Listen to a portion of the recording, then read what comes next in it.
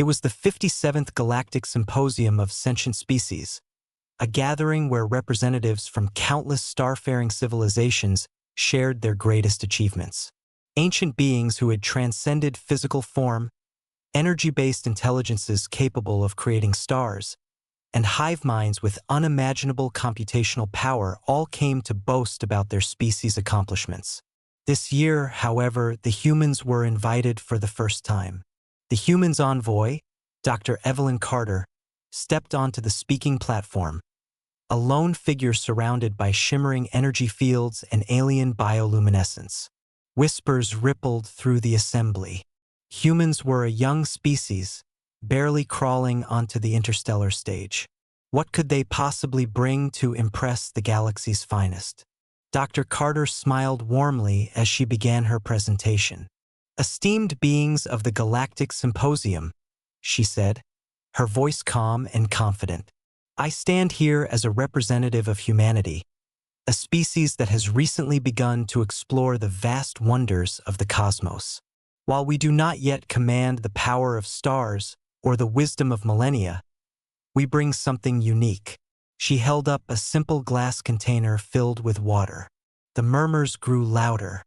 "Behold," she said, "water heated to its boiling point." She placed the container on a heating element and waited. Within seconds, bubbles began to form, rising to the surface as the water boiled. The hall fell silent. A towering crystalline being, its voice a harmony of resonating tones, finally broke the quiet. "Are you telling us," it said, "that your species boils water?" "Yes," Dr. Carter replied. An amorphous mass of swirling gas shifted colors in what passed for its version of incredulity. "But why? What purpose does it serve?" Dr. Carter's smile widened. "By boiling water, we transform its energy state, creating steam. Steam powers engines, driving mechanisms that laid the foundation for our industrial revolution. It allowed us to cross oceans, build cities, and eventually launch ourselves into space. Boiling water is at the core of our history, our innovation, and our survival." A sentient swarm of nanobots buzzed in unison. "You harnessed thermodynamic principles to ascend to spacefaring capabilities? Primitive and inefficient. And yet," Dr. Carter replied, "effective. The very act of boiling water forced us to master physics, chemistry, and engineering. It taught us to innovate with limited resources. It's a testament to our ingenuity." Another voice spoke, this one from a shadowy figure whose race had been manipulating molecular structures for eons. "Your achievements come from so crude a process? Remarkable. Simplicity, it seems, can lead to greatness." The room buzzed with newfound respect. Species that had dismissed humanity as irrelevant began to reconsider. The ability to distill complex systems from basic principles was rare, even among advanced civilizations. When Dr. Carter concluded her presentation, the symposium erupted into applause.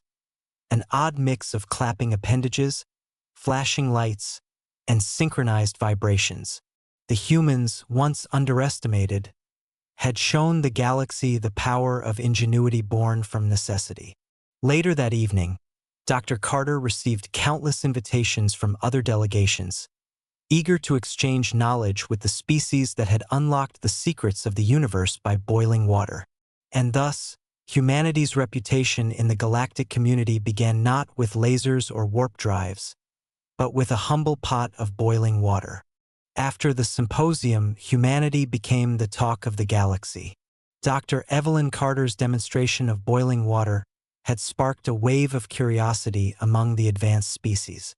What else, they wondered, could humans do with their primitive ingenuity? The invitations came pouring in, offers to exchange knowledge, proposals for joint research, and even requests for cultural exchanges. At first, humanity approached these cautiously.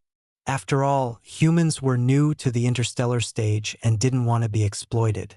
But as alliances began to form, it became clear that the galactic community genuinely wanted to understand the human's perspective.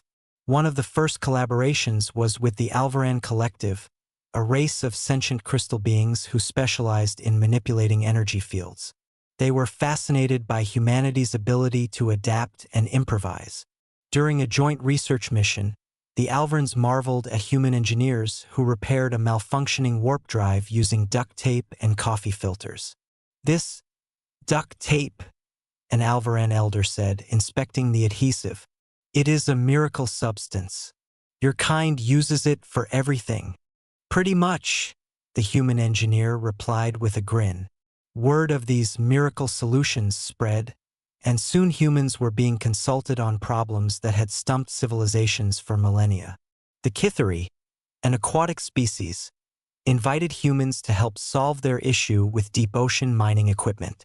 Human divers adapted a centuries-old technique of pressure regulation, and within weeks, the Kithari were mining resources they'd thought unreachable. But not all interactions were easy. A council of elder species, known as the Triarchs, invited Dr. Carter to address them directly. The Triarchs were notorious for testing newcomers with difficult questions to gauge their worth.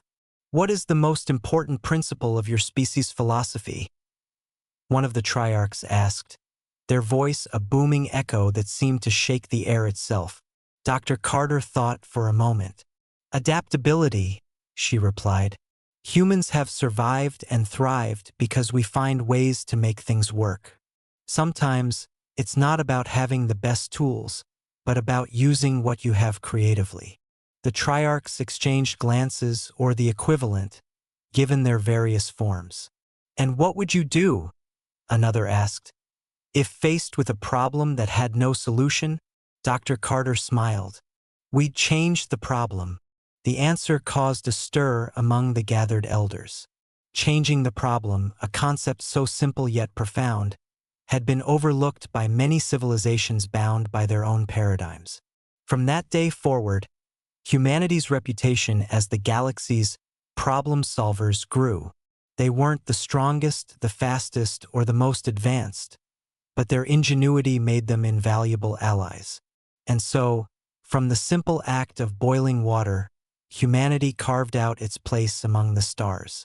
What other surprises, the galaxy wondered, might these humans bring? Only time and a bit of duct tape would tell.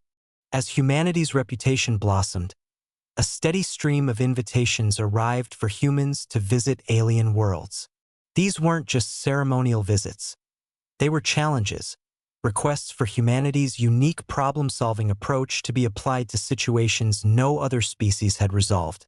One such invitation came from the Xylith Accord, a coalition of species struggling to terraform a planet.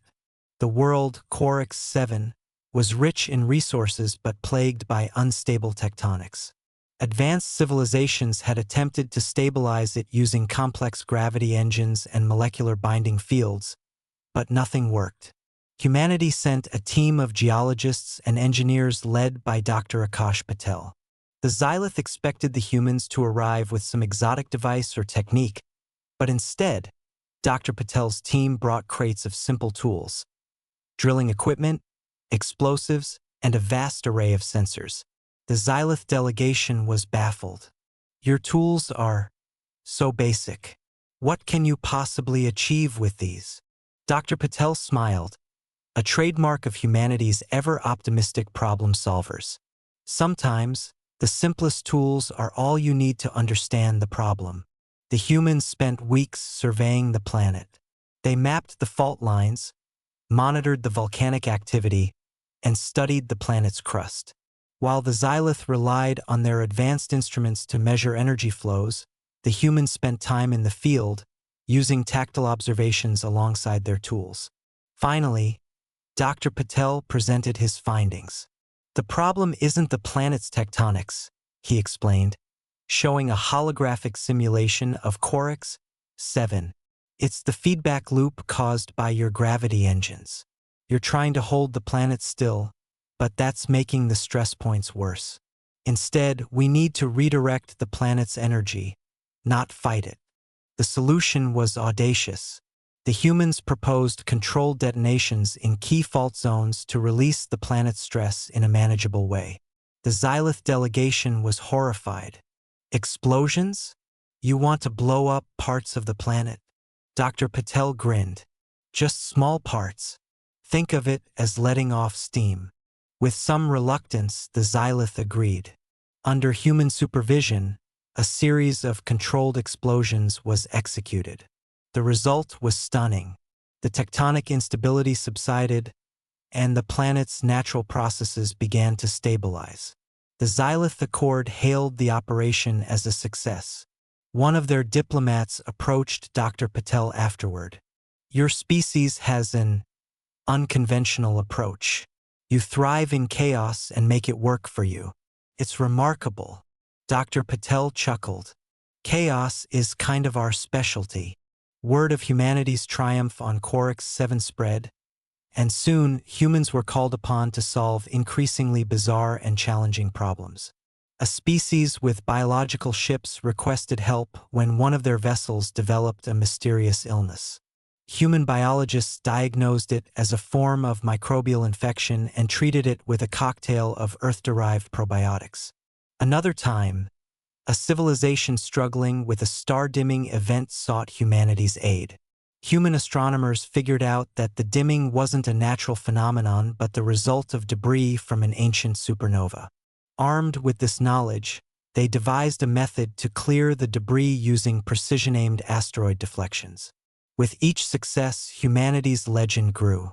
They were no longer seen as the newcomers, but as the galaxy's most adaptable, creative species. A reminder that sometimes, the best solutions come not from advanced technology, but from fresh perspectives and a willingness to try the unthinkable. As Dr. Carter would later say in a speech to the Galactic Assembly, we may not have the biggest ships or the most advanced technology, but give us a problem, and we'll find a way, because that's what humans do. We solve. And if we can't solve it, we'll change the game. The galaxy had learned a valuable lesson. Never underestimate the species that mastered the universe by boiling water.